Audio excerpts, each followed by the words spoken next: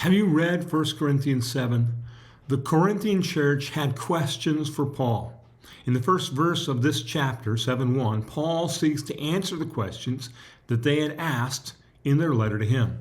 These questions were about marriage and staying single, at least in this chapter. Later chapters answer other questions. Paul addresses the tensions, concerns, and blessings of marriage. He then does the same for those who were not married. Paul, who was not married, did not lament the fact, but seemed to prefer that status. I'm sure at times in your spiritual journey, admiring and seeking to be like Paul, you have at least paused to consider your own marital status. We'll read this one verse towards the end of the chapter and see if we can sort it out.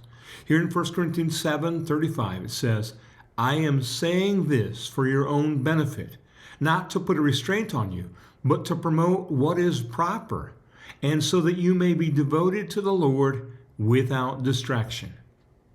One of the commentaries pointed out Paul's desire to free the recipients of this letter from anxiety, not to cause more of it.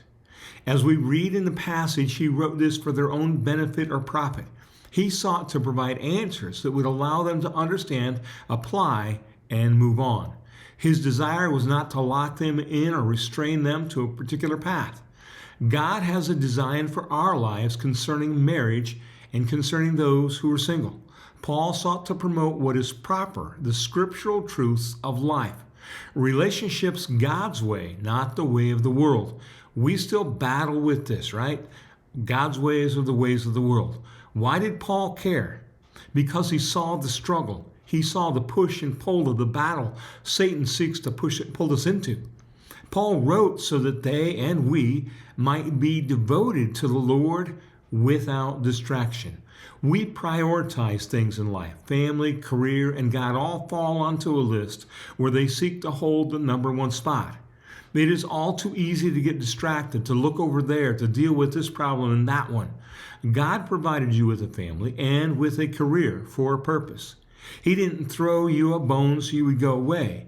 Use those blessings of both the family and the career to draw you closer to Him with an undistracted attention devoted to the Lord. Keep reading, encourage others to read, and expect to find more gems to help us live like Jesus. Thank you.